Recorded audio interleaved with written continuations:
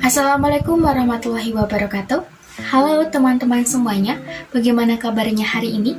Di video kali ini saya ingin menjelaskan materi tentang tata surya yang ada pada mata pelajaran IPA pada kelas 7 SMP maupun MTS. Sebelum kita masuk ke materi, sebenarnya teman-teman tahu tidak sih sekarang itu kita ada di mana?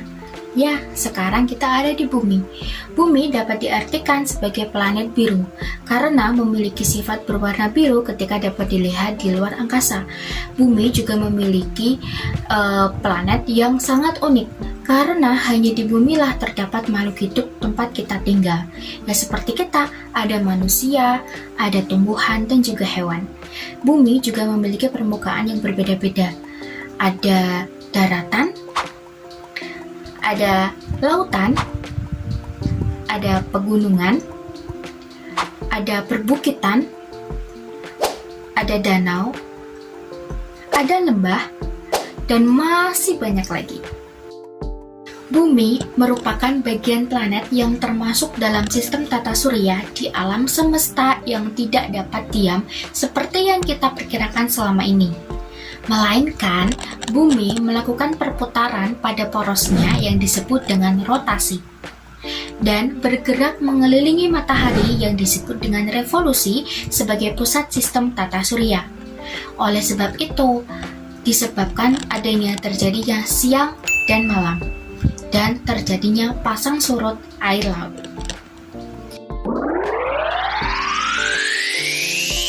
Bumi adalah satu-satunya planet yang dapat dihuni oleh makhluk hidup. Di dalam bumi terdapat udara, tanah, dan juga air yang dapat mendukung keberlangsungan hidup. Lalu, dari manakah proses pembentukan darat, tanah, dan juga air? Yuk kita simak tonton berikut ini. Bumi terdiri dari 3 lapisan bumi. Yang pertama adalah lapisan berbentuk gas yang disebut dengan atmosfer. Yang kedua ada lapisan berbentuk padat berupa bebatuan yang dikenal dengan nama litosfer. Yang ketiga ada lapisan berbentuk cair yang disebut dengan litosfer. Yang pertama ada atmosfer, lapisan gas yang menyelimuti bumi. Terdapat 5 lapisan atmosfer jika dimulai dari bawah lapisannya antara lain ada troposfer. Troposfer ini paling dekat dari dalam bumi.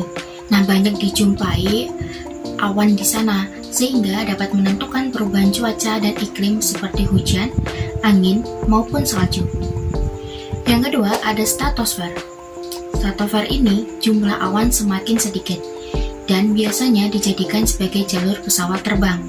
Terdapat ozon yang dapat melindungi bumi dari sinar ultraviolet matahari. Selanjutnya ada mesosfer. Mesosfer ini dikhususkan untuk melindungi bumi dari jatuhnya benda-benda luar angkasa seperti meteor.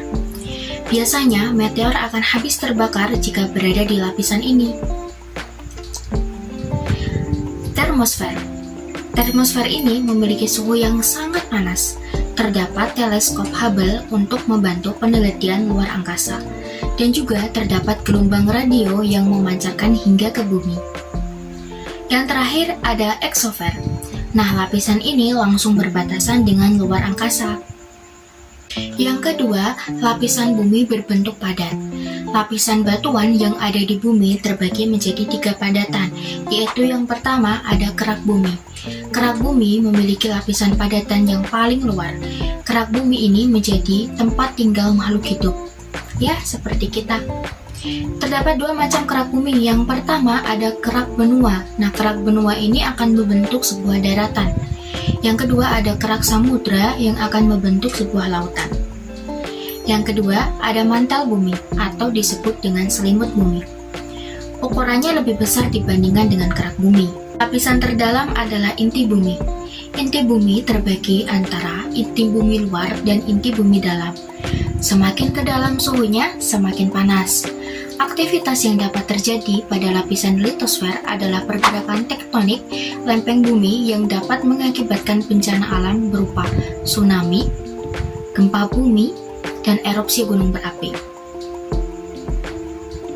Selanjutnya ada hidrosfer. Nah, lapisan air yang menyelimuti bumi. Pada lapisan ini terdapat suatu siklus yang membuat air akan selalu mengalir ke bumi. Siklus hidrologi namanya, atau disebut dengan siklus air. Terdiri dari 4 tahapan. Yang pertama, air yang ada di bumi menjadi penguapan atau disebut dengan evaporasi. Yang kedua, penguapan air tersebut membentuk awan. Jika suhu udara menurun akan membentuk kondensasi, pengembunan, sehingga turunlah hujan. Yang ketiga, proses turunnya hujan disebut dengan presipitasi atau turun hujan. Yang keempat, selanjutnya jika air hujan diserap oleh tanah dan di dalam tanah mengalir sungai atau laut, maka terjadi proses infiltrasi atau penyerapan.